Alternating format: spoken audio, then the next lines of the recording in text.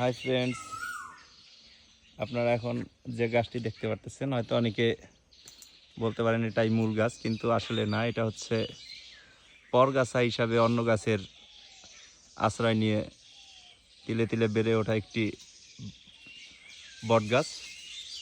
তো আপনারা লক্ষ্য করলে দেখতে পাবেন বট গাছের মাঝে কিন্তু ঠায় দাঁড়িয়ে আছে সেই আশ্রয়দাতা খেজুর গাছটি, যার অস্তিত্ব এখন বিলীন হয়ে আসতেছে।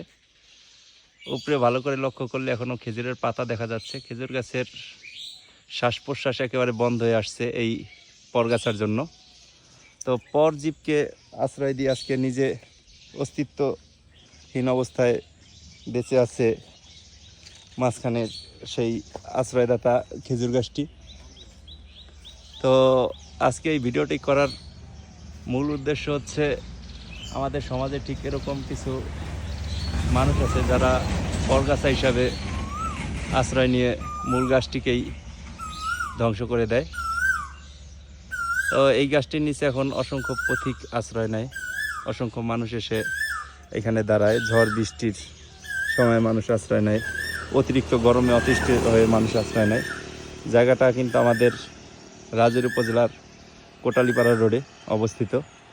তো আপনারা কোটালীপাড়া রোডে যারা যাতায়াত করেন তারা এই গাছটি ফলো করেন, কিন্তু আপনারা কখনো হয়তো দেখেন নাই যে এই গাছটি বেঁচে আছে একটি গাছের আশ্রয়ে, সেটা হচ্ছে খেজুর গাছ।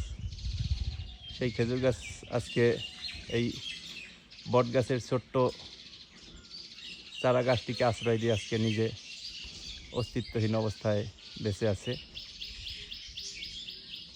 তো এই বট গাছ কিন্তু নিজে পরগাছা হয়ে থাকলেও সে কিন্তু আরও অন্যান্য গাছকে আশ্রয় দিয়ে রাখছে। আপনারা দেখতে পারতেছেন এই বট গাছের লতার সাথে আরও কিছু পরজীব আইসা বাসা বাঁধছে। তবে খুব কষ্ট লাগলো খেজুর গাছটাকে দেখা, যে মূল গাছটা আসলে অস্তিত্ব সংকটে ভুগছে। তো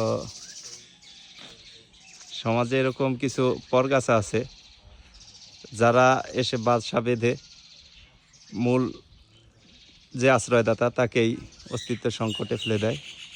তো আমি আশা করব সবাই আমার কথাগুলো বুঝতে পারবেন। ভালো থাকবেন সবাই। আবার দেখা হবে নতুন কোনো জায়গায়, নতুন কোনোভাবে, নতুন কোনো ভিডিও নিয়ে।